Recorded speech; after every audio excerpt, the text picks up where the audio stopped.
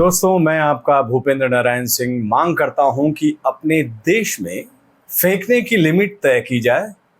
एक कानून बनाकर देश में माननीयों को उतना ही फेंकने की इजाज़त दी जाए जितना देश आराम से लपेट सके। ऐसा नहीं होना चाहिए कि कोई महानुभाव इतना लंबा फेंक दे कि उसे लपेटते लपेटते आम आदमी के हाथ ही दर्द से कराहने लगे। मैं ये मांग क्यों कर रहा हूँ, ये भी आप ठीक से समझ लें। देश में फेंकने का एक अधिकार पहले एक ही जनाब को था, लेकिन अब उनको इस मामले में एक दूसरे जनाब कड़ी टक्कर दे रहे हैं। दोनों का नाम बताने की जरूरत नहीं है, उनके कारनामे ही इतने मशहूर हैं कि आप खुद ब खुद उनकी शख्सियत से रूबरू हो जाएंगे। तो दोस्तों, अभी छोटे वाले फेंकू जनाब ने फेंक दिया है कि दिल्ली सरकार के रोजगार बाजार पोर्टल के जरिए 10 लाख लोगों को नौकरी मिली है। कितने लोगों को? पूरे 10 लाख लोगों को। दिल्ली छोड़िए, पूरे देश में ललकार मच गई कि भाई क्या बंदा है, एक ही झटके में 10 लाख लोगों को नौकरी। आदमी है कि अवतारी पुरुष, नित नए चमत्कार करता है। जो लोग नौकरी नहीं पा सके थे वो जल्दी जल्दी अपनी सीवी बनाने में लगे, अपने बाल बच्चों रिश्तेदारों को हड़काने लगे कि कितने निकम्मे हो तुम लोग।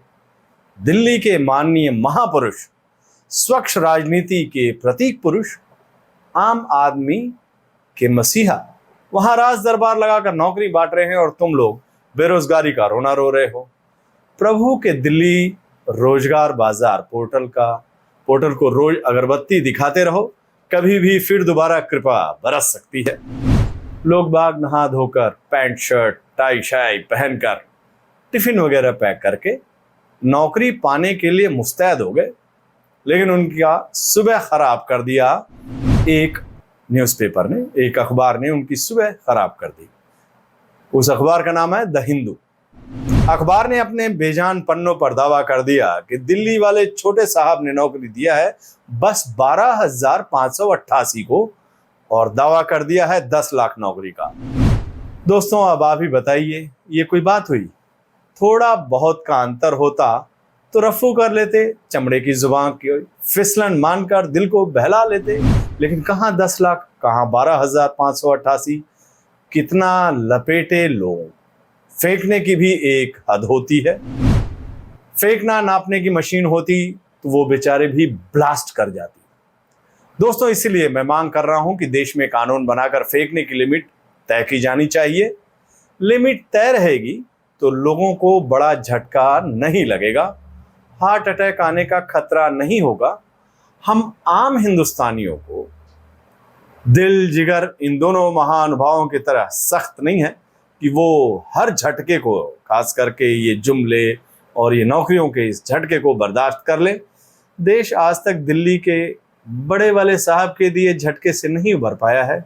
जना फेंक दिए कि हर किसी के अकाउंट में 15 लाख आएंगे। 8 साल गुजर गए, 15 पाई नहीं पहुंची। उनके दरबारी गण कह दिए कि पेट्रोल 35 रुपए मिलेगा। पेट्रोल शतक मारकर मजबूती से दोहरे शतक की तरह बढ़ रहा है। तो दोस्तों, इसलिए मेरी मांग है कि देश में फेंकने की लिमिट तय की जाए, खासकर वहां जहां आंकड़ों की बात हो, फैक्ट्स और फिगर की बात हो।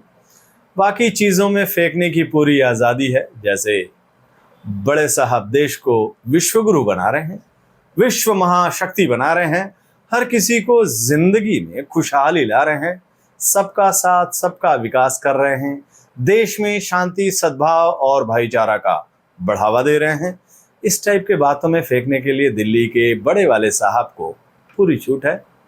उसी तरह पॉलिटिक्स को पवित्र बनाने और आम आदमी की सेवा के मामले में फेंकने के लिए दिल्ली के छोटे साहब को भी पूरी आज़ादी है। खुद मुझे इस तरह के लफ्फाजी से कोई शिकायत नहीं है। गालिब चचा की तरह मुझे भी पता है कि दिल को बहलाने के लिए इस तरह की बातें कहीं सुनी जाती हैं। बड़े साहब के साथी भी कह चुके हैं कि जनाब, जुमलों पर ज़्यादा जोर नहीं दिया जाए। तो मैं भी ऐसी बातों पर कोई जोर नहीं देना चाहता हूँ, लेकिन बाकी फैक्ट्स और फिगर्स वाले मामले में ज़रूर चाहता हूँ कि इसकी फेंकने की लिमिट तय की जाए, ताकि पब्लिक को लपेटने में ज्यादा परेशानी न हो। और मसला केवल पब्लिक की परेशानी का नहीं है, देश के मान और सम्मान, देश के प्रतिष्ठा का भी है। इसी कोरोना काल में आपको याद होगा, जब कोरोना काल था, उसी कोरोना काल में अमेरिका के पूर्व राष्ट्रपति डोनाल्ड ट्रंप से एक पत्रकार ने पूछ दिया कि आप कोरोना संकट को क्यों नहीं ठीक से हैंडल कर पा रहे हैं, जबकि आपके हिंदुस्तानी सखा का दावा है कि उनके यहाँ कोरोना कंट्रोल में है।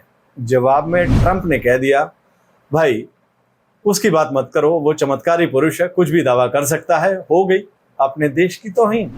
तो दोस्तों, इसीलिए मैं चाहता हूं कि फेंकने की लिमिट तय हो, ताकि देश के लोगों का हाथ और देश का मान सम्मान सुरक्षित रहे।